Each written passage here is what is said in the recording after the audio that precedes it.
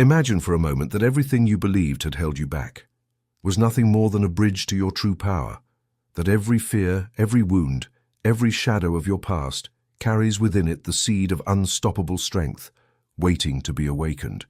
Welcome to Emotional Alchemy, the journey that will transform your life from the very core of your emotions. Here, you'll discover a secret method, a key revealed by Joseph Murphy, to turn trauma into pure energy, into an unstoppable force propelling you toward your boldest dreams. Prepare to look within yourself as never before, to confront your scars and transform them into a source of power, clarity, and freedom. What you are about to hear is not just a book, it is a map to your inner greatness. Every word, every technique, every revelation is a step toward the person you were always meant to be. The power to transform your life is not outside, it is within you. And the time has come to activate it. Welcome to the awakening of your emotional alchemy. We live in an era of astonishing discoveries and unprecedented technological advances. Yet the greatest mystery still pulses within the human being, the ability to transform suffering into wisdom, darkness into light, defeat into a new life.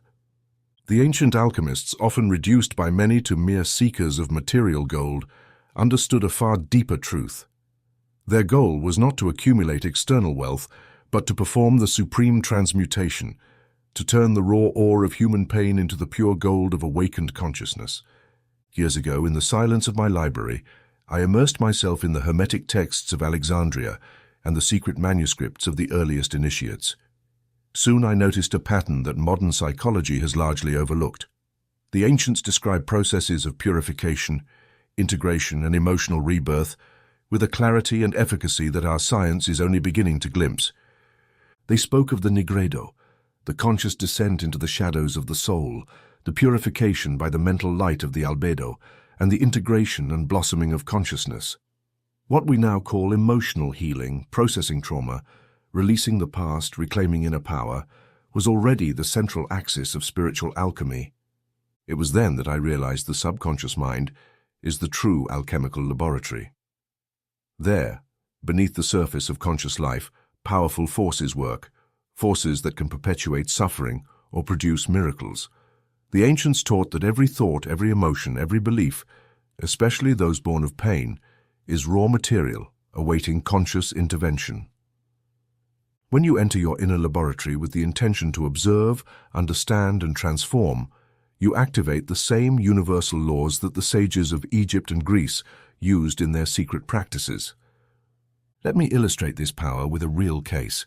One of my patients, after 20 years of treatment-resistant depression, decided to apply these hermetic principles I share here. Instead of fighting his symptoms, he observed them as lead ready to be worked. He followed the alchemical cycle, descended fearlessly to the root of his pain, brought the light of consciousness, extracted hidden lessons, and patiently reconstructed his identity with faith. In 90 days, the symptoms that had immobilized him for 2 decades dissolved. It wasn't magic, he told me. It was spiritual science applied to my own mind. Today I invite you to remember this forgotten secret. Your trauma is not a punishment or a mistake, but divine raw material. Within your wounds lies energy waiting to be released. Every difficult emotion is clay in the hands of the inner alchemist that you are. True healing does not lie in denial or forgetting, but in transformation, illumination, and creation. This book is your guide to performing that transmutation.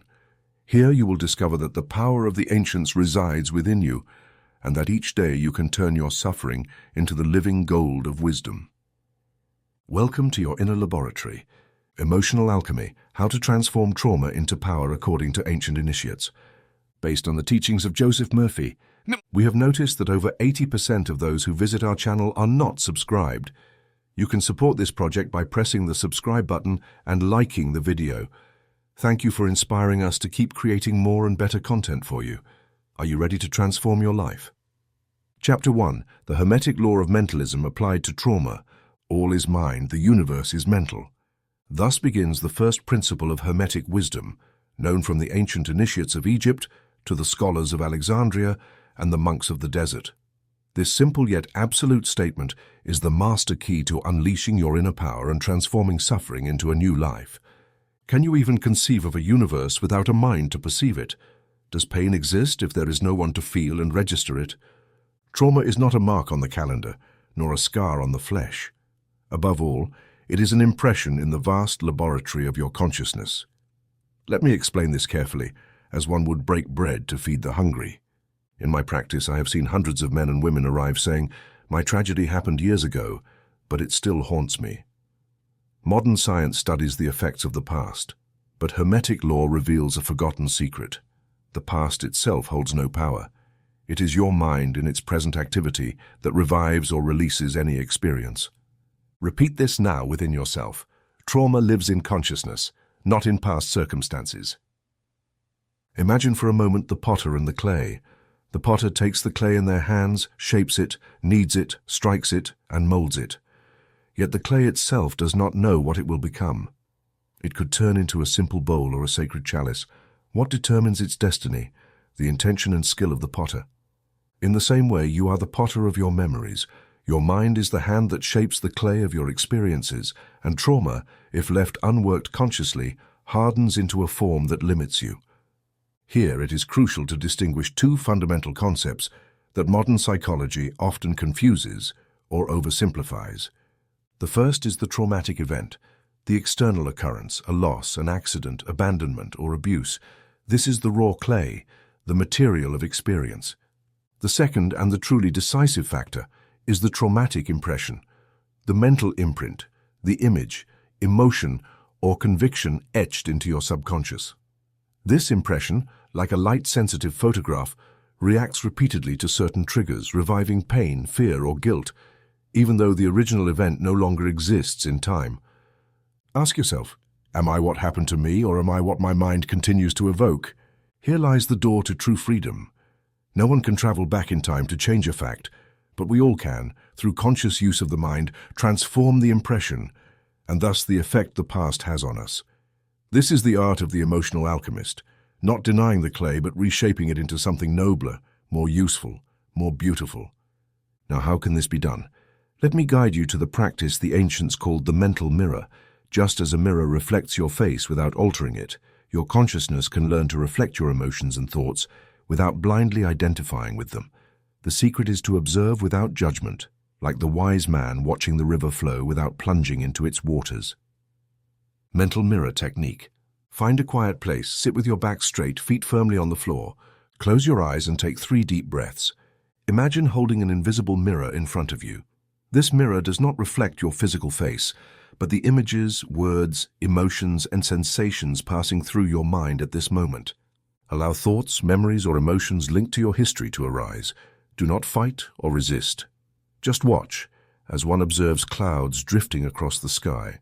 Identify which of these images or sensations is the most dominant, the one that seems to overshadow the rest.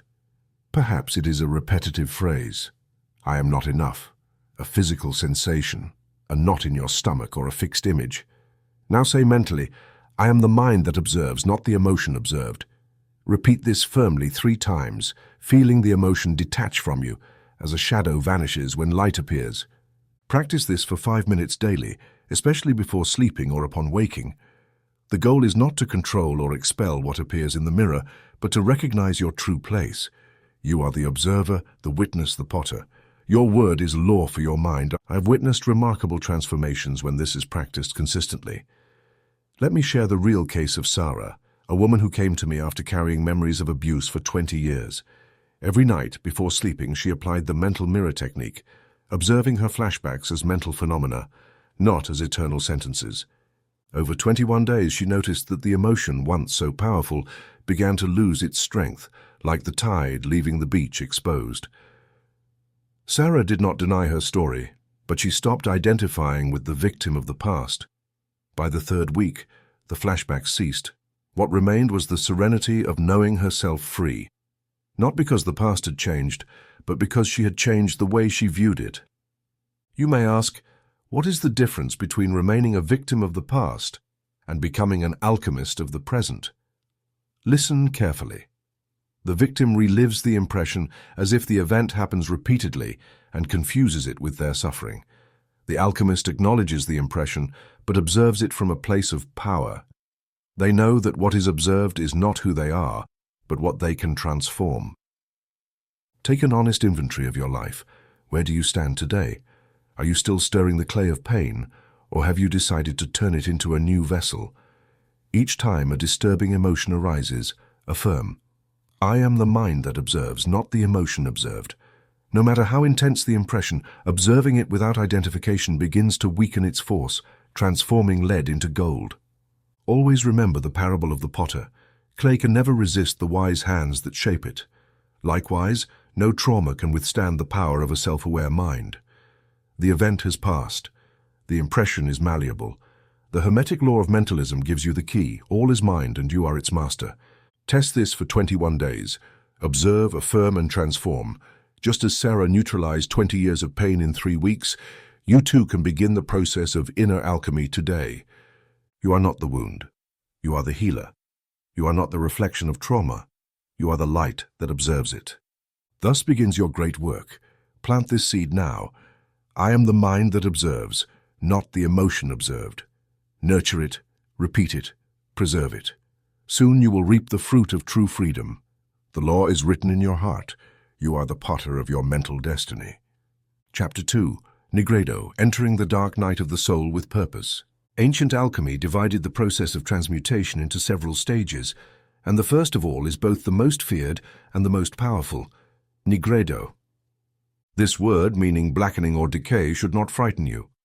In the language of the sages, Nigredo is the sacred threshold of all transformation. It is the dark night of the soul, the place where the light seems to fade, yet where the miracle of life quietly prepares itself. Let me begin with a simple yet profound image, that of the seed. Take any fruit, any plant flourishing under the sun, and remember that all visible life was once an invisible seed.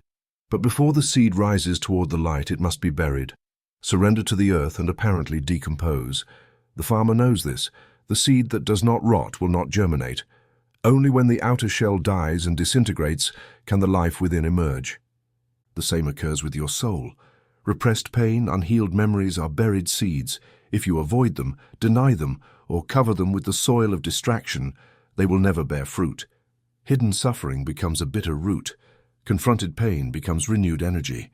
I have known many who seek shortcuts, dreaming of healing without confrontation. But the universal law is clear. What you resist persists. What you face transforms.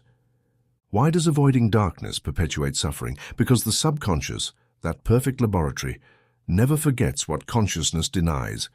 Every repressed emotion is like a sealed letter, waiting to be read, understood, and transmuted.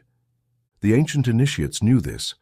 That is why they deliberately induced the Nigredo phase through fasting, silence, and controlled isolation. They understood that the hour of the spirit is found at the bottom of the well, not at the surface. Today you may not retreat to a monastery or undertake long fasts, but you can still apply the spiritual science of safe descent in your everyday life. This is not about throwing yourself into the abyss unprepared, but about entering purposefully and guided into the basement of your mind, where unhealed memories reside. Safe descent protocol. Before explaining each step, pause and ask yourself these questions. Am I willing to face my pain directly?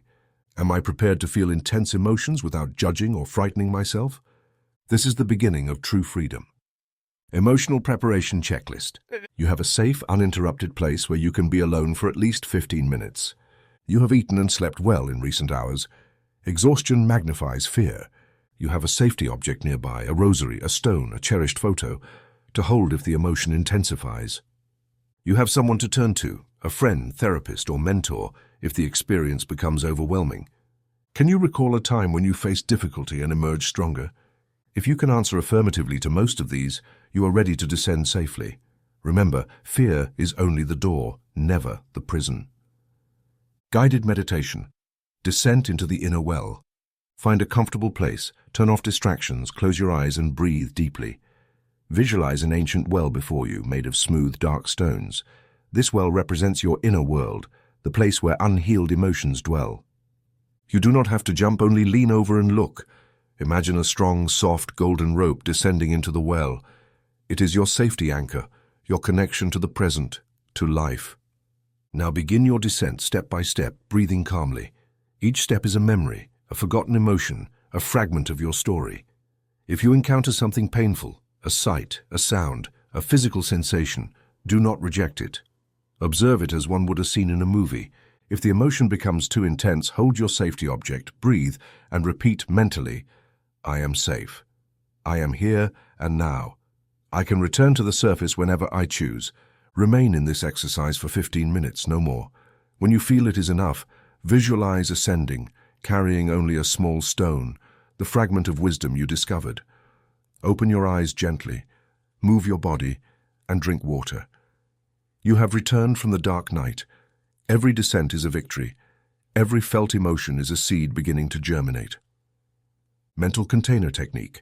Sometimes opening the well brings up emotions so intense they threaten to overwhelm the mind. For such moments, use the mental container. Imagine a chest or safe within you. Each time an emotion becomes unbearable, place it there temporarily. Mentally say, I can return to this later when I am stronger. This prevents overload and re-traumatization. The container is not forgetting. It is a conscious pause. Marcus's story illustrates the effectiveness of this method. Marcus, a war veteran, came to me consumed by survivor's guilt. For years he avoided remembering what happened at the front, fearing he would lose his mind. When he decided to face Negredo, he began practicing safe descent, 15 minutes daily exploring his inner world, always using the mental container for what could not be processed immediately. In 40 days, he could face the images that once tormented him. His testimony was clear. I no longer run from the darkness. I recognize it, accept it, and it belongs to me. Now, I can sleep in peace. Necessary warning. Not all pain should be faced alone. If at any moment thoughts feel self-reinforcing, control is lost, or fear becomes overwhelming, seek professional support. The ancient initiates always had a guide or elder companion in the process. Likewise, do not hesitate to ask for help. Courage is not walking alone, but knowing when you need company. The great secret of Negredo. Darkness is not your enemy. It is the womb where the gold of your new life is forged. A seed that refuses to die will never bloom, but a seed that accepts decay, night, and cold is the one that germinates and becomes a tree. Do not fear the descent. The dark night is only the threshold of dawn. Every time you choose to face your pain, you transform it into wisdom. Every tear felt consciously is living water for the root of your soul. As you conclude this chapter, repeat to yourself, I enter the darkness with purpose. Every shadow is the promise of future light. Your suffering is the raw material of the great work. Descend, observe, accept, and rise renewed. Negredo is not the end, it is the beginning of all true transformation. Chapter 3. Solve et coagula, dissolve to rebuild. In the silent laboratory of ancient alchemy, every operation followed a strict law inscribed on the walls of temples and in the hearts of the wise. Solve et coagula, dissolve and coagulate. This formula is not merely the art of transforming metals. It is the hidden key to all healing and the renewal of the human mind. Just as a river must leave behind old soil and carry away silt to become clean, so must you learn to dissolve what has hardened within you and then consciously reconstruct a new, authentic identity. Allow me to guide you step by step along this path of mental transmutation. Many seek healing, but do not wish to release the old. They desire peace, but cling to beliefs that no longer serve them. Trauma, when it settles in the mind, forms crusts, rigid lids of thought and feeling that keep us prisoners. Denial, justification, rationalization, these are the walls your subconscious raises to protect you, yet they end up isolating you from your deepest essence. I'm not enough. No one is trustworthy. The world is a dangerous place. These phrases, repeated or whispered, become bricks in the prison of the self. Dissolving is the first act of freedom. Just as the alchemist adds fire to melt the metal and separate the impure from the essential, you must observe your mental defenses and allow them to disintegrate under the light of self-examination.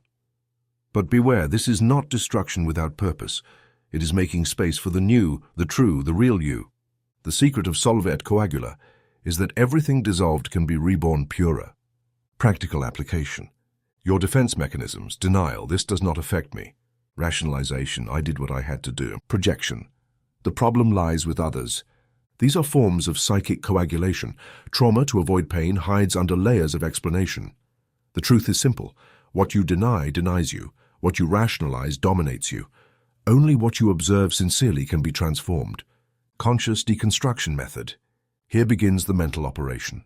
Take a notebook, a sheet of paper, or simply a quiet moment of reflection, and answer honestly, who do I believe I am because of my painful experiences?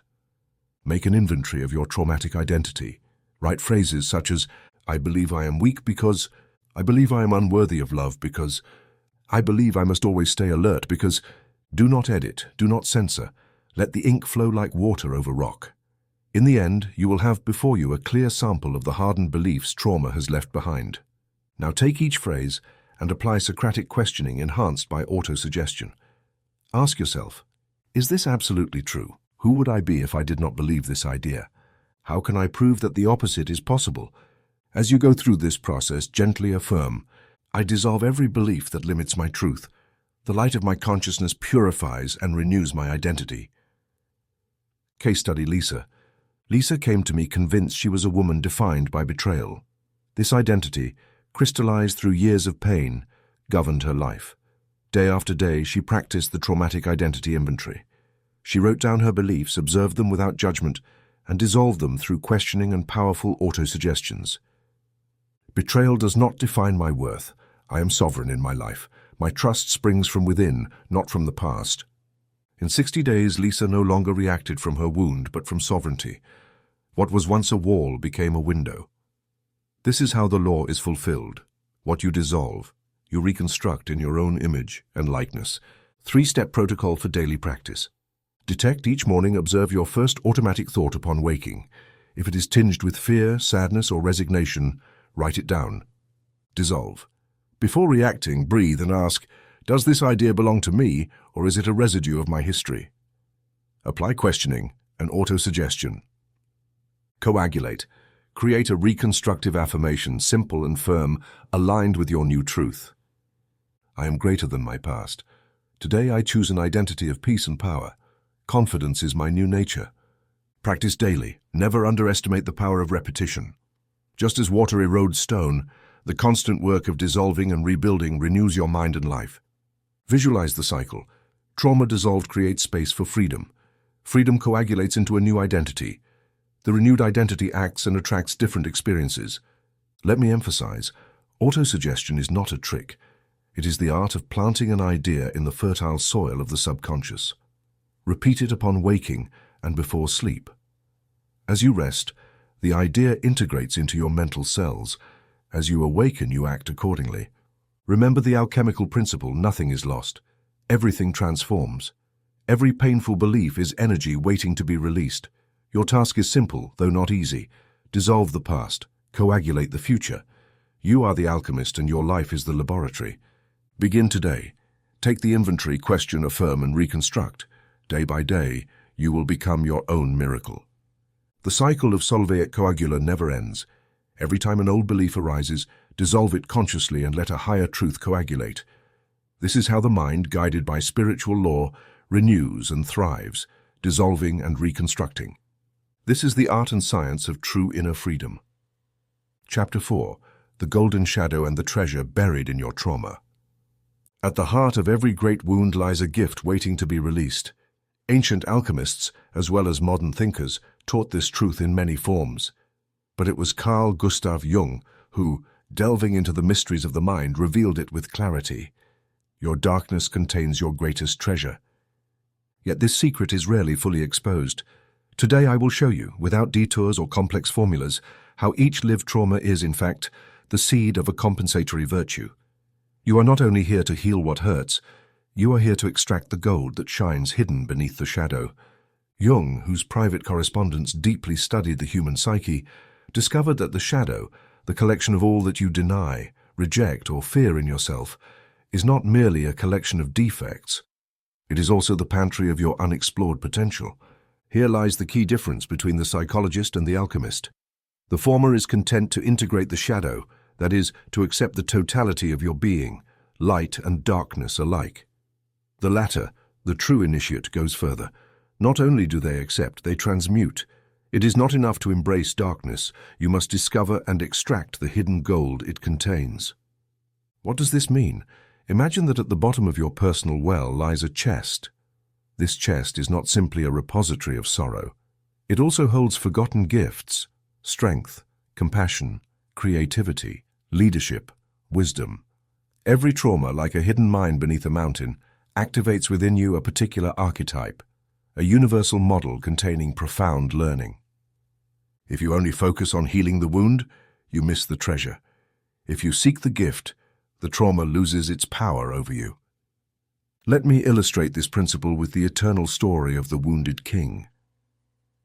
In mythic tales, the wounded king is not merely a victim of his pain, he is the unwitting guardian of a gift for his people. Only when he recognizes and embraces his wound can he heal and guide others. In your life, the wound you hide most is the one that can make you a healer, a guide, or a creator. Now observe this internal map. Each type of trauma activates a specific archetype. Abandonment activates the orphan, whose gift is resilience and self-nurturing. Abuse awakens the wounded child, whose gift is protection and the ability to set firm boundaries. Humiliation calls forth the sacred fool, whose gift is authenticity and liberating humor. Betrayal summons the awakened sage, whose gift is discernment and conscious loyalty. Loss activates the inner alchemist, whose gift is the ability to transform pain into purpose. Do you recognize any of these in yourself? Brief exercise. Close your eyes and imagine that at the threshold of your mind appears a guardian.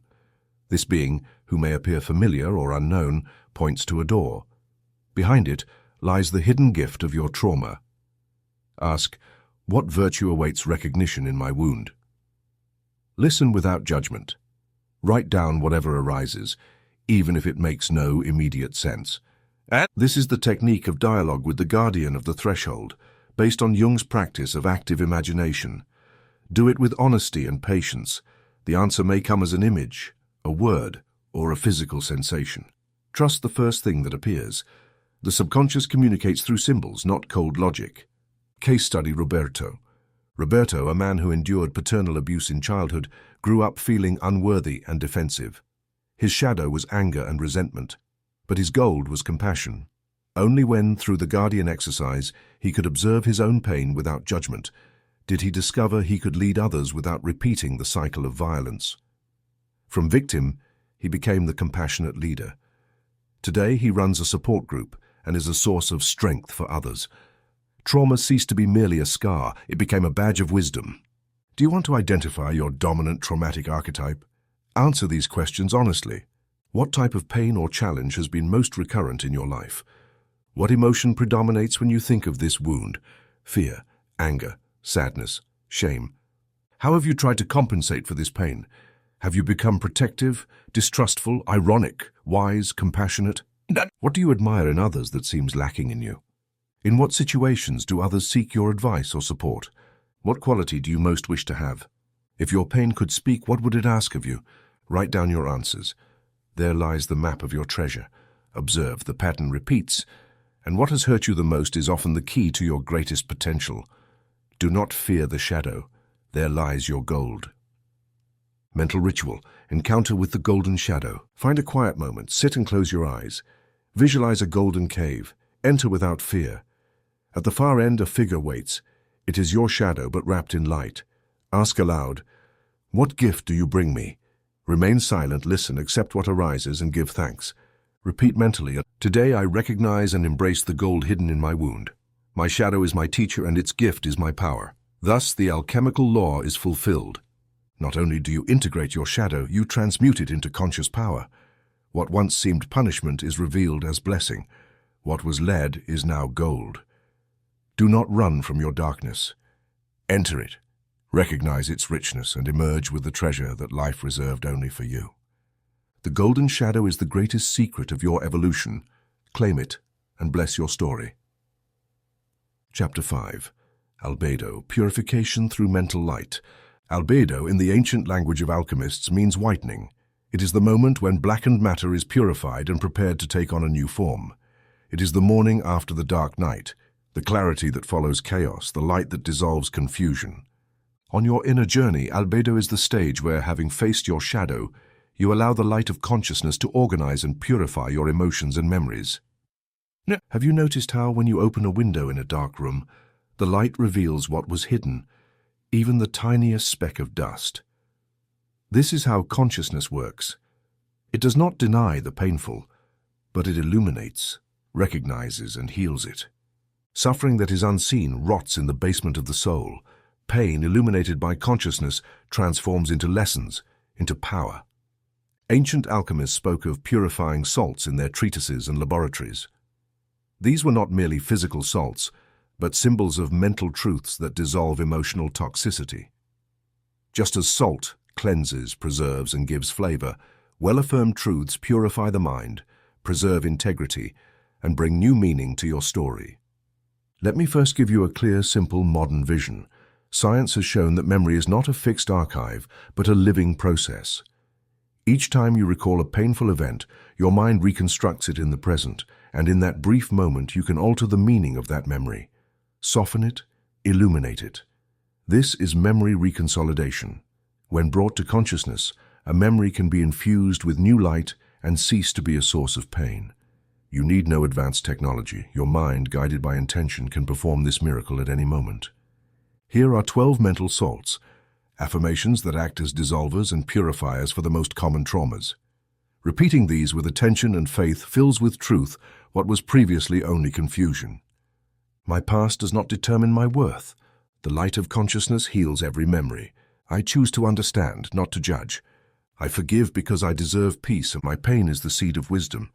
I allow myself to feel and then let go. Each day I move closer to clarity. Truth sets me free now. I deserve a new life. Today I give myself permission to heal. What I illuminate with my mind is purified. My essence is light. Nothing can extinguish it. Take the affirmation that resonates most with you and use it as your purifying salt during the exercise I will now teach. Light bath, mental purification exercise. Find a serene, uninterrupted space. Sit or lie comfortably, close your eyes, and take 3 deep breaths. Imagine in vivid detail that you are enveloped in a cascade of white, radiant, warm, and gentle light. This light descends from above, enters your head, and flows through your entire body. There is no dark corner it does not reach. Gently bring your attention to a memory that still causes pain. Do not immerse yourself in the drama. Observe it as one watches an old scene in a distant movie.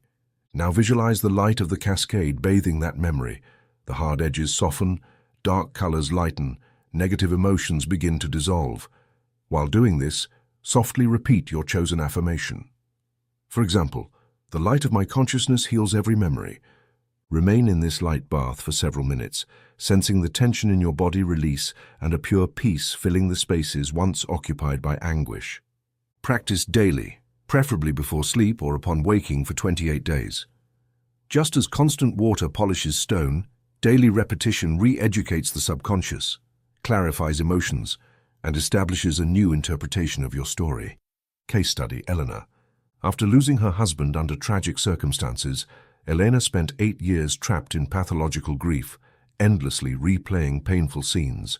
When she decided to apply the light bath, visualizing her most painful moment and bathing it daily with the affirmation, "I forgive because I deserve peace," she began noticing small changes.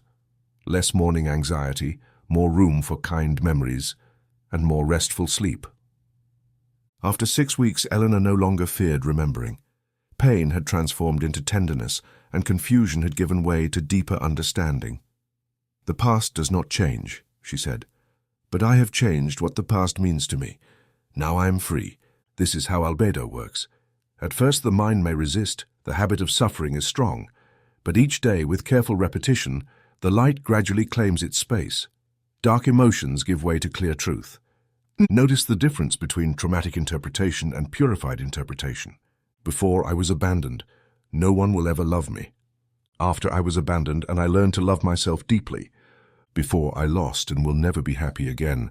After I lost and now I understand the beauty of impermanence and the value of each day. This is true whitening, not denial but a new vision. Mental light, like sunlight, reveals, organizes, and purifies. Trauma does not vanish, but its poison dissolves and becomes medicine. 28-day protocol for inner albedo. Each morning identify an emotion or memory you wish to purify. Apply the light bath for 5 and 10 minutes using your chosen affirmation. Afterward, note any changes in your emotional state, no matter how small. At the end of each week, review your notes looking for improvements, new insights, or signs of relief. Purification is a process, not an instant event. Just as spring does not arrive all at once, inner clarity establishes gradually and enduringly. If you persevere, albedo will become your new nature, a mind clean, ordered, and ready to create. Remember, what you illuminate is purified. What you repeat consolidates. Mental light is the most powerful healing agent you possess. Make albedo your habit, and you will discover that no darkness can withstand a mind determined to shine. Chapter 6. Citrinitas, Cultivating the Inner Sun. After the dark night and the purifying whitening, the alchemical process advances toward a golden awakening. This stage was called citrinitas by the ancients, the yellowing, the dawn of the inner gold. Here, your purified mind becomes imbued with a new light, the consciousness of your inner power, that philosophical gold which nothing external can tarnish. I ask you to imagine the sun, not the midday sun you see, but the one that always remains behind the clouds. There are days when the sky is overcast, and it seems the light is gone, yet you know the sun still shines, waiting for the moment to break through the shadows. So it is with your inner power. It may be veiled by worries, losses, or fleeting emotions, but it never fades. The secret of citrinitas is learning to reconnect at will with that unwavering center of light and strength that has always belonged to you. The ancient initiates, when speaking of philosophical gold, did not mean material ingots, but the state of consciousness in which nothing and no one can take your peace. Whoever cultivates this inner sun learns to live independently of external storms. Here you do not depend on applause, possessions, or circumstances. You are sovereign over your mental experience. How to reach this state, the inner sun method. Solar anchoring technique. Anchoring is like driving a stake of light into your inner self. You consciously choose an emotional state you can evoke whenever needed. Do this each morning or whenever your mood falters. Find a quiet place. Sit with a straight back and feet firmly on the ground. Close your eyes and recall a moment of true peace, joy, or confidence. Even if brief, relive the feeling. Bring your attention to the center of your chest. Imagine a small golden sun there, radiant and warm. As you inhale, visualize this sun expanding and filling your entire body with golden light. Feel the warmth, the safety, the fullness. Affirm mentally or softly aloud, I am the light that no darkness can extinguish. Stay in this state for 2 to 3 minutes, breathing deeply. Then open your eyes and retain the feeling as long as possible. Repeat this anchoring whenever you need it. With practice, simply bringing your attention to your chest and recalling the affirmation will restore the golden state, even in challenging situations. Golden breathing exercise, 10 minutes daily. Each morning before starting your activities or during moments of tension, sit or lie comfortably. Imagine inhaling golden light with every breath. Feel it travel through your body, clearing all tension, darkness, or fatigue. As you exhale, imagine releasing all traces of fear, doubt, or anxiety. Continue for 10 minutes, softly affirming, my inner sun shines no matter what happens. Practice for 21 consecutive days and observe how your ability to remain centered and calm strengthens. Case study, James, the inner sun under the storm. Let me illustrate the power of citrinitas with a real example. James, a high-level executive, faced an unexpected crisis. His company on the brink of collapse, anxious employees, worried family. Everything seemed dark. However, James applied the inner sun technique daily. Instead of reacting to external chaos, he would retreat for a few minutes, close his eyes, breathe golden light, and affirm, I am the light that no darkness can extinguish. Over time, his calmness spread to his team. The crisis was overcome, and James emerged strengthened. The secret was not the absence of problems, but the constant presence of his luminous center. 5 tests to know if you have reached citrinitas. You can maintain calm and focus even under pressure or conflict. Your mood depends less on external circumstances.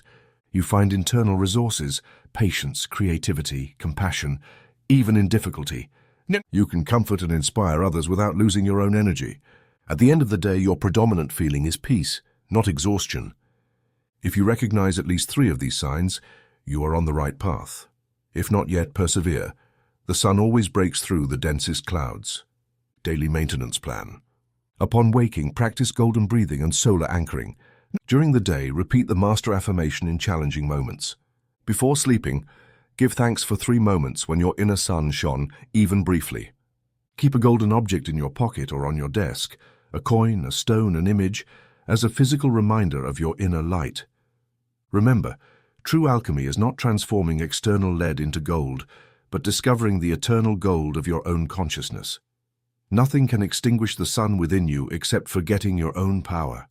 Affirm each day, I am the light that no darkness can extinguish. Make your mind a golden temple. Then neither storms nor solitude can take away the treasure you have cultivated in the sanctuary of your being. Your citrinitas is the fulfilled promise of the alchemist. Inner gold is never lost, it only waits to be remembered. Chapter 7. Rubedo, the great work completed. We now arrive at the culminating point of the entire alchemical process. Rubedo, the reddening, is the stage where spiritual and mental matter reaches its fullest maturity, revealing the fruit of all inner labor. Here, the union of opposites is no longer theory, but lived experience. In Rubedo, it is not a question of feeling well or merely overcoming trauma. It is the completion of the great work, a radical transformation of the inner nature, turning what once caused pain into a source of wisdom and compassion. Consider the symbol of the rebus, the androgynous creature of alchemy, which unites masculine and feminine, light and shadow, gold and lead in one being. The rebus is not a monster, but a testament to total integration. No aspect is left out. Everything is accepted, understood, and utilized as part of a greater consciousness. You too can reach this state, where the wounded self and the wise self, dark memories and conquered light, meet and embrace. This is the inner alchemical marriage. At this point, it is not enough to have understood the trauma or softened its pain. Rubedo is an ontological transformation. Your entire being reorganizes. Where there was once shame, there is now compassion. Where there was anger, there is now creative power. What was fragmented becomes unified. Case study: Maria. Maria was an adult therapist for over 20 years. Her life had been marked by childhood abuse, which she had spent decades trying to overcome. She succeeded, seemingly. But one day, she realized that helping others from the wound left her emotionally numb, feeling small before her patient's suffering. When she decided to undertake the great work within herself, she followed every phase of the process, confronting her shadow, purifying her memories, awakening her inner sun, and finally, in Rubedo, allowing her wounded self and her wise self to engage in deep dialogue. In this encounter, her inner marriage, the wound ceased to be a stigma. It became a source of authority, compassion, and real capacity to heal others. Her wisdom was no longer an effort. It was the natural expression of her integrated being. How to perform the inner alchemical marriage, mental ritual, 30 minutes. Find a quiet moment and place where you will not be interrupted. Sit comfortably, close your eyes, and take several deep breaths, calming your body and mind. Visualize 2 figures in front of you. On the left, your wounded self, perhaps a child, adolescent, or a hurt adult. On the right, your wise self, the best version of yourself, full of light and understanding. Observe both without judgment. Notice their emotions, posture, and words. What does the wounded self have to say? What does the wise self offer? Imagine the 2 figures approaching and dialoguing. Allow the wise self to console, embrace, and acknowledge the wounded self, not from pity, but from compassion. The wounded self delivers its memories, fears, and lessons. The wise self receives them and offers guidance, meaning, and strength. Slowly visualize the figures merging into one, enveloped in reddish golden light, like the dawn. Stay in this integrated state for a few minutes, breathing deeply. Repeat mentally, everything in me is useful. Everything in me is part of the great work. My past and present reconcile and transform into wisdom. At the end, observe your inner state. You may feel peace, tears of relief, or a renewed sense of purpose. The important thing is that you allowed the union. The rest will follow naturally. Signs you have completed the great work. You can speak of your story without pain or shame, and others feel inspired and secure. When difficult emotions arise, you recognize, attend to, and integrate them without being overwhelmed or denying them. You make important decisions guided more by your inner center than by fear or the need for external approval. You find meaning and purpose in past wounds, seeing them as the roots of your vocation and service. Your compassion toward others is natural and effortless. Your presence is medicine for those around you. Superficial healing versus complete transmutation. Superficial healing seeks to forget, cover, or distract from pain. It is temporary, fragile, and dependent on circumstances. Complete transmutation is integration. It is looking the wound in the eyes, learning from it, and allowing yourself to become deeper and more authentic. It is the fusion of the rebis, the ultimate alchemy. Final consolidation meditation.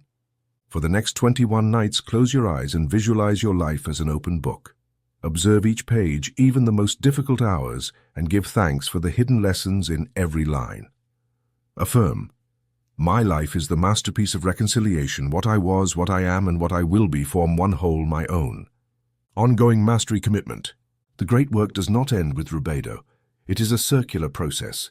Life will present new challenges and with them, new opportunities for integration and mastery. Promise yourself to continue cultivating presence, compassion, and service. The true alchemist is humble before the eternity of their own growth. The work is in your hands. Trauma is no longer dead weight. It is the red gold of your wisdom, the living blood of your vocation. Remember, the union of opposites is not merely an ideal. It is the true mark of a transformed life. Make your rubedo an example to the world. Let your transmuted pain be the lamp that guides others toward their own dawn. Chapter 8. The mental athanor, your subconscious as the alchemical furnace.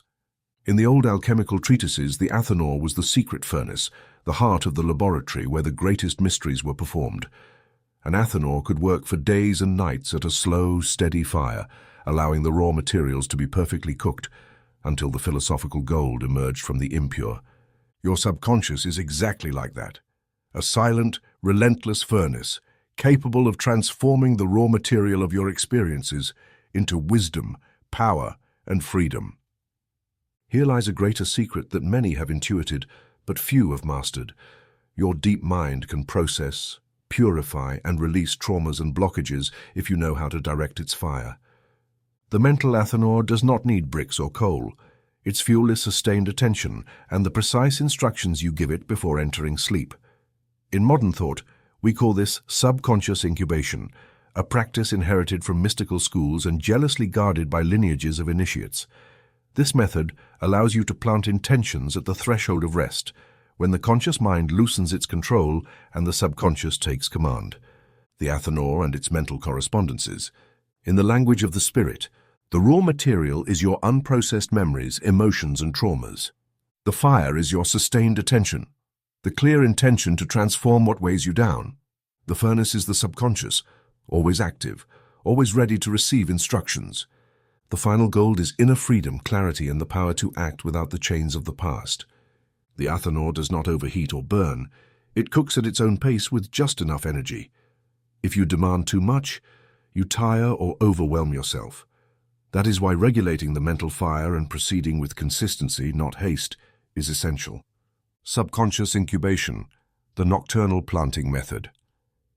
Each night as you go to sleep, you enter a special state, the hypnagogic threshold, that brief liminal moment where you are no longer fully awake, yet not fully dreaming. Here, the logical mind retreats, and the symbolic mind, the true athanor, opens its doors. Everything you imagine, affirm, or visualize in these minutes is imprinted more deeply than at any other time of day. Exact protocol for nocturnal planting. Prepare the environment. Darken the room, turn off devices, seek silence. Relax the body. Inhale deeply 3 times, releasing tension with each exhale.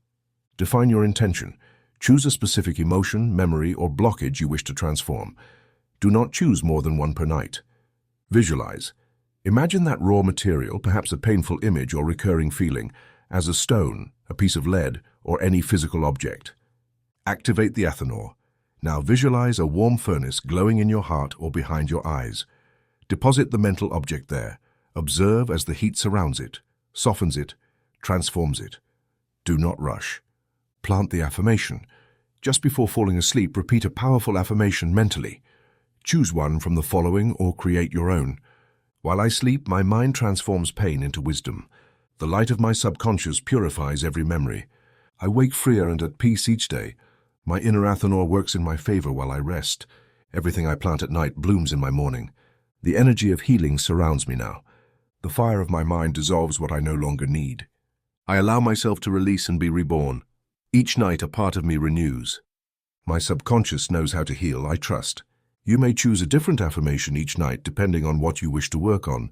There are 21 suggestions, enough for 3 weeks of consistent practice. Release and sleep.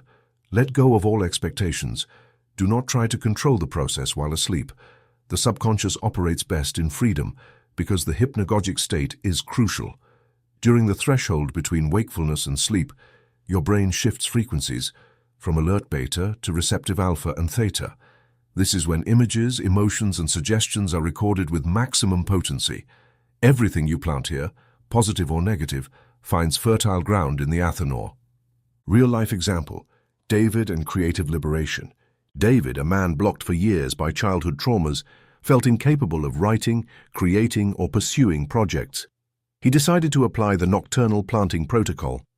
Each night he visualized his fear as a dark stone and deposited it in the Athanor of his chest, affirming, "While I sleep, my mind transforms fear into creativity." Within 2 weeks his dreams began to shift, showing symbols of openness, pathways, and windows. Within a month, he returned to writing without fear, realizing that the blockage had been nothing more than raw material waiting to be transmuted. Warning against overheating. The Athanor, though powerful, requires moderation. If you try to process too many emotions at once, you may experience fatigue, insomnia, overly vivid dreams, or irritability. If this happens, regulate the fire. Reduce visualization intensity, work on only one topic per week, and alternate practice with nights of conscious rest. The subconscious needs its rhythm, and true gold is not produced in haste. Technique for regulating the mental fire. If you feel agitation after planting, place one hand over your heart. Inhale counting to 4, hold for 2 seconds, exhale counting to 6. While exhaling, imagine gently covering the fire with ashes to maintain warmth, not to extinguish it. Repeat until you feel peace. Remember, your subconscious mind is the true Athanor. It works silently, effortlessly, while you sleep, rest, and dream. The miracle of transmutation occurs in the fertile darkness of night. Make nocturnal planting your ritual. Plant your intention each night. Visualize the Athanor. Repeat your affirmation and trust. The gold will emerge, as it always has, in those who dare to collaborate with the invisible power of their own mind. Your subconscious is the furnace of the great work. Keep the fire constant, and no inner lead will resist its light. Chapter 9. Secret Protocols of the Mystical Schools. Throughout history, mystical schools have guarded techniques that transcend mere self-help. These are not popular recipes, but rigorous protocols tested and perfected over generations of initiates, passed from Egypt to Greece, from Alexandria to medieval Europe, and from there to modern lineages of the New Thought. These methods form the secret core of authentic emotional alchemy. Today, I open this chest of secrets for you, convinced that the current era demands that knowledge be used to liberate, not to conceal. Before teaching each ritual, let me remind you, these techniques are neither games nor metaphors. They are conscious acts with clear steps whose efficacy depends on preparation, repetition, and honesty with yourself. Do not rush the process. Each ritual requires readiness and respect.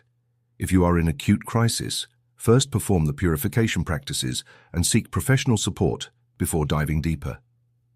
The Obsidian Mirror Ritual, direct confrontation with the rejected self. For centuries, the obsidian mirror symbolized and served as a tool to see beyond the surface, penetrating the depths of the soul. The goal here is not vanity, but courage, to face directly those aspects of yourself you have most denied or judged. Instructions. Obtain, if possible, a dark mirror, obsidian, black glass, or even a normal mirror covered with dark cloth. Find a place and time of complete privacy. Sit comfortably in front of the mirror. Dim the light, or leave only a candle burning. Breathe deeply and stare into your reflection. Allow thoughts, memories, and emotions to arise naturally. Do not look away or judge. If discomfort arises, observe its origin. Shame, anger, fear. Whisper softly, "I acknowledge what I see. No part of me is undeserving of illumination." Remain for 5-15 minutes depending on your emotional resilience. If overwhelmed, close the ritual gently, giving thanks, and return softly to the present. Contraindications. Do not practice this ritual if you are in intense agitation or under the influence of medications. Start with short sessions and gradually increase duration. The alchemical recapitulation. Reviewing life with a transformative intention. A heritage of the Egyptian magicians, perfected by the Hermetists. This technique allows you to traverse your biography with an alchemical gaze, not to relive pain, but to extract wisdom. Instructions. Choose a special journal. Each night for 21 or 40 days, review mentally from the present back to childhood. Move scene by scene, not year by year. Pause at memories that still carry emotional weight. While recalling, repeat mentally, I transmute this memory into light and understanding. Everything serves my evolution. If guilt, pain, or anger arises, imagine placing them in a mental jar marked with the symbol of alchemical gold.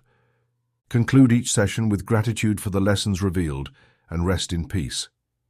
The mental seal of Solomon, containing explosive emotions, inspired by the ancient symbol of protection and balance, the hexagram, the seal of Solomon. This technique creates a safe space when emotions threaten to overflow. Instructions. When a strong emotion arises, anger, panic, or intense sadness, close your eyes and visualize a golden hexagram surrounding your body. Affirm, I am protected. My energy is balanced now. Visualize the emotion spinning within the seal, unable to cross its boundaries. Breathe deeply until the intensity diminishes. When calm returns, thank the seal and dissolve it with your exhale. Example, Sophia. Sophia suffered for years from incapacitating panic attacks. Learning the seal of Solomon, she could halt an imminent attack by visualizing the hexagram and repeating her affirmation. Within weeks, her mind associated the symbol with automatic calm and the episodes gradually disappeared. Alchemical correspondences, planets and emotions. Sun, balance, vitality. Ideal for strengthening the center. Moon, emotions, memory. Useful in recapitulations. Mercury, communication, flexibility for self-expression and change. Venus, love, harmony to heal relational wounds. Mars, courage, action to process anger or trauma. Jupiter, expansion, optimism for states of stagnation. Saturn, discipline, boundaries to contain fear and anxiety. Associate the planet with the emotion you wish to work on, and invoke its symbol in your practice. 90-day protocol for complete mastery. Practice the obsidian mirror once a week. Perform the recapitulation nightly for at least 21 days. Apply the seal of Solomon whenever you face intense emotions. Record changes, dreams, and new sensations in your alchemical journal. Review and adjust intensity or frequency every 30 days according to need and well-being.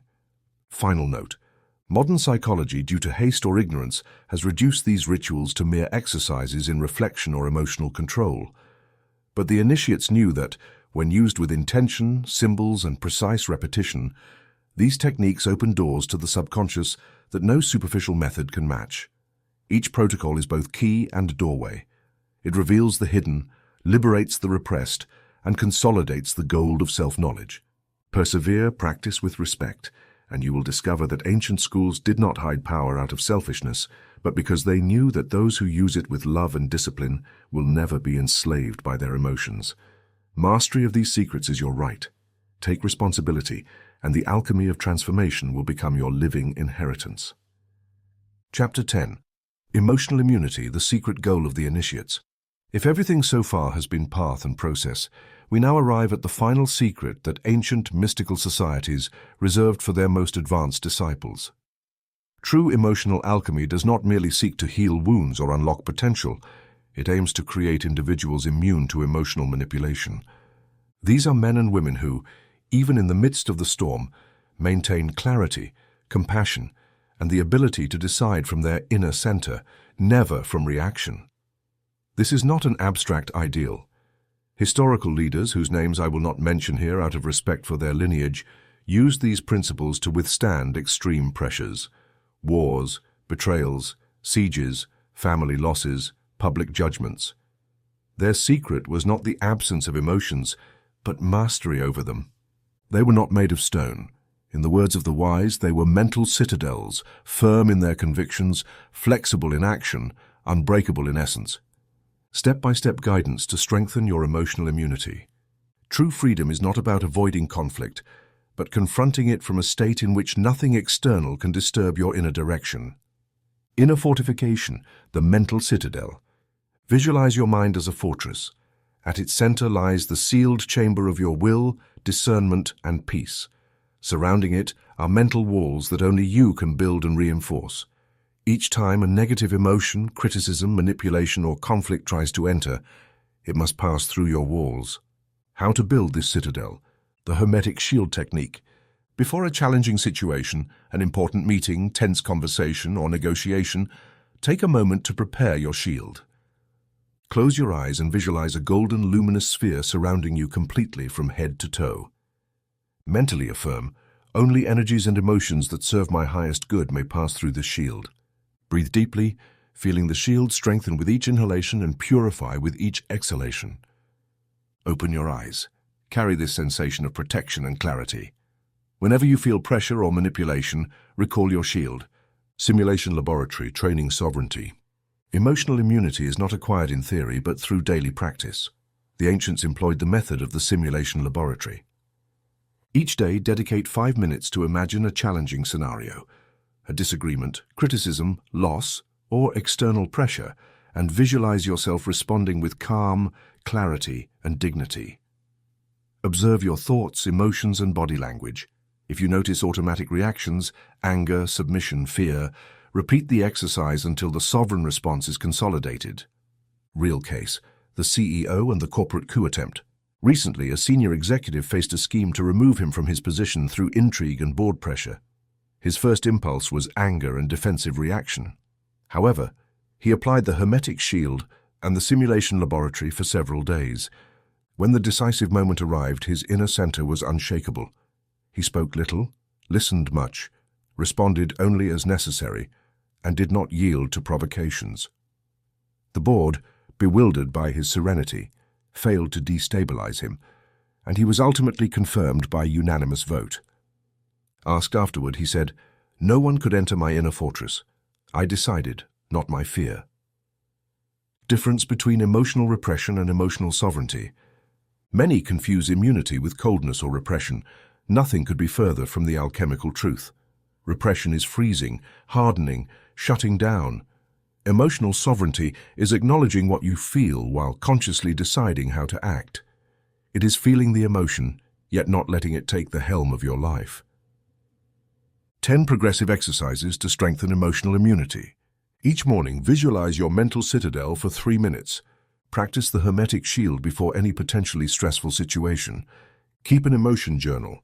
Recognize but do not judge what arises. Conduct the simulation laboratory with various scenarios: praise, criticism, disagreements, temptations. Learn to say no without guilt and set clear boundaries from a place of calm. Allow yourself to feel intense emotions without immediate action.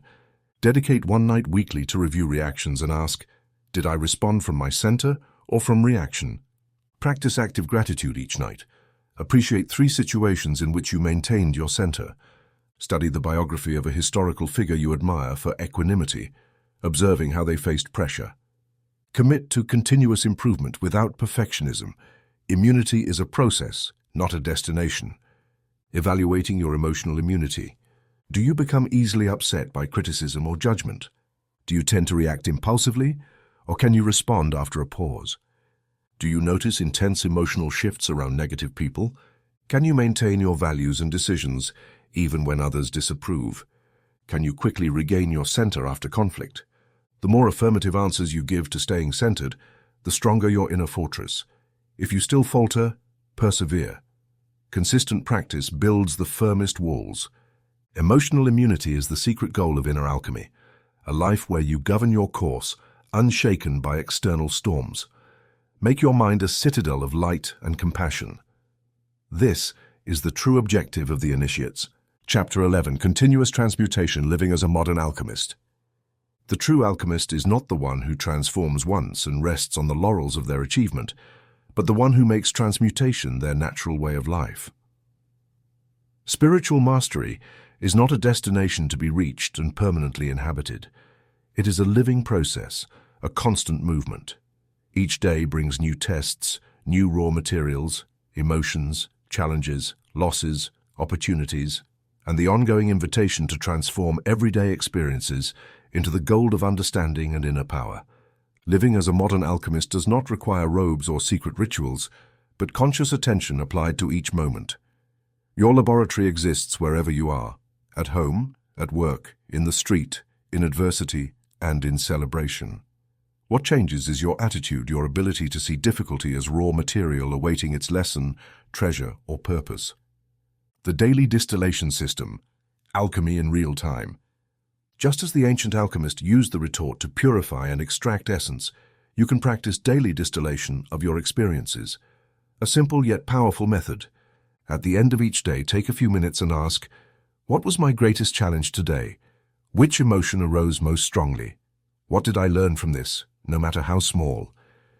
Write your answers in a notebook, your personal alchemical journal. Do not seek grand revelations. Sometimes the lesson is simply breathing through frustration or choosing silence in the face of provocation. Distill the lesson into a simple phrase. Today I learned to be patient with my impatience. I realized that sadness asks for rest, not escape. I understood that conflict can be a bridge, not a wall. Practice day after day. This refines your consciousness. Each entry is a drop of gold extracted from the everyday. The alchemical pause. 3 minutes between stressful events. In daily life, pausing is essential. Between an argument and a response, between bad news and reaction, take a 3-minute alchemical pause. Sit, breathe deeply, and observe what you feel without judgment. Ask yourself, what can I transform in this moment? Can I choose a different response than my habitual reaction? Visualize your previous laboratory, a place of calm, clarity, and power. Make your choice from there. The story of Anna, alchemy in the midst of chaos. Anna, a single mother and working professional, believed spiritual growth was only for those who could retreat to the mountains or to silence.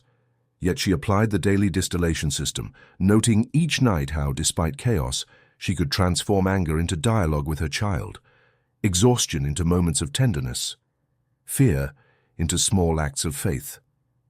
Within a few months, her problems did not disappear, but she felt stronger, clearer, and less victimized by circumstances.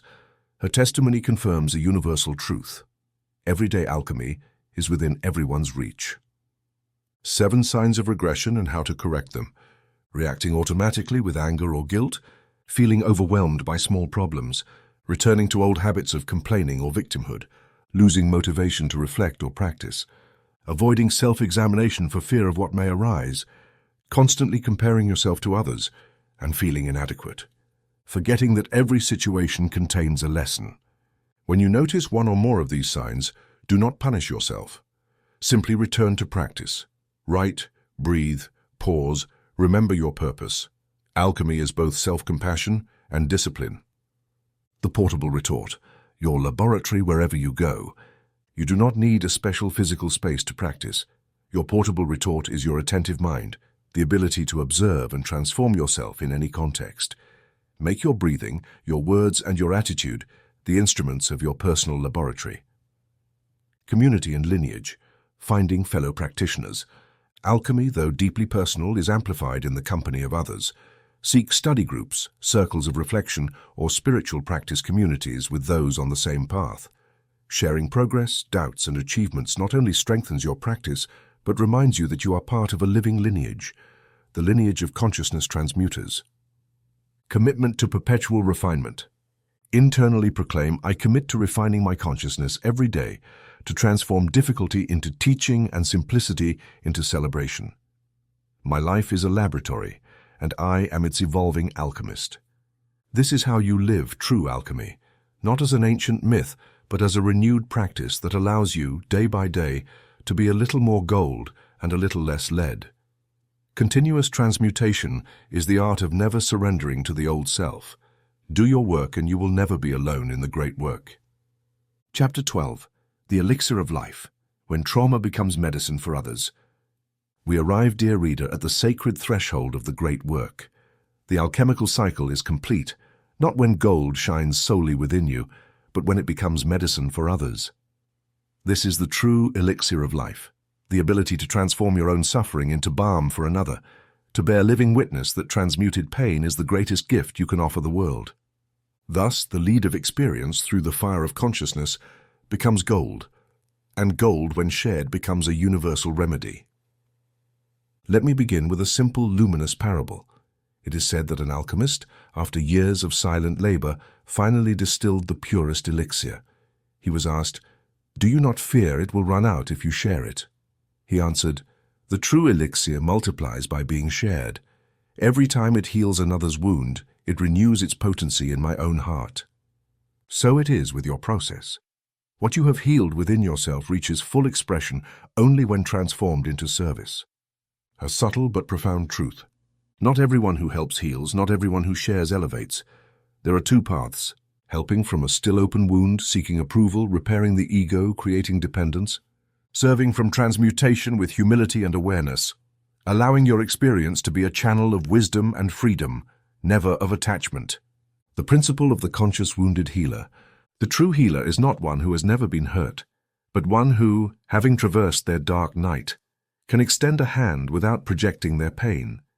They have completed the work of inner alchemy, and therefore their words, presence, and listening become pure medicine. Recognition is unnecessary, and their story is not the center of another's universe. They know when to speak, when to remain silent, when to guide, and when to let go. Helping from wound versus helping from transmutation. From the wound, those who have not yet integrated their experience often seek victims to rescue, expect gratitude, exhaust themselves, and repeat patterns of control or emotional dependency. From transmutation, those who have completed the great work offer example and guidance, inspiring freedom. They need not be needed, and their mere presence transforms the environment. Ethical guide for sharing your process. Speak from experience, not theory. Share only what you have lived and understood. Offer your example without imposing it. Every path is unique. Be honest about your limits. Do not try to save everyone or solve what each person must face themselves. Listen more than you speak. The greatest elixir is often presence, not words. If your motivation is admiration, recognition, or indispensability, pause and return to your own work. The story of Miguel from trauma to vocation. Miguel, after overcoming deep grief and years of self-abandonment, felt called to guide others. Initially, he fell into the error of compulsively advising, projecting his fears onto his clients. Only when he paused, examined his motivation, and applied the principle of the conscious wounded healer did his practice transform. He began to guide through listening, example, and respect. His practice grew, but even more so, his peace. Today, he says, "My greatest teaching is that I can only accompany others as far as I have walked myself." Are you ready to become medicine? 5 tests to verify. You can tell your story without feeling like a victim or hero, just human. You do not need others to validate your process. Your peace does not depend on their approval. When helping, you inspire autonomy, not dependence. You can guide and let go without suffering if another chooses a different path. You feel genuine gratitude for your own process, even for the wounds, and your deepest wish is that others discover their own capacity to transmute. Alchemical transfer technique. When you wish to transmit what you have learned, connect with your center before speaking or intervening. Breathe and affirm, "I transmit only what is already purified within me. The rest I continue to work on." Visualize your words as golden light, awakening another's wisdom, never their wound. After sharing, release the outcome. Each person must perform their own alchemy. A vision of a world where emotional alchemy multiplies. Imagine a society where thousands, millions practice this art. Trauma ceases to be stigma. Pain is recognized as a doorway to growth. Healers are no longer saviors, but witnesses and companions. Compassion replaces judgment, freedom replaces guilt, solidarity replaces competition. This is your final call to the great work. Do not settle for your own healing alone. Make your life the living example of lead, transformed into gold, and gold transformed into medicine. Share your elixir without fear of depletion, for the more you give, the more it renews itself. Thus the circle closes, thus the alchemy is consummated. Transmuted trauma is the medicine of a new world. You are part of that transformation. Go forth and plant the elixir at every encounter. This is the eternal legacy of the alchemist of life. Amen.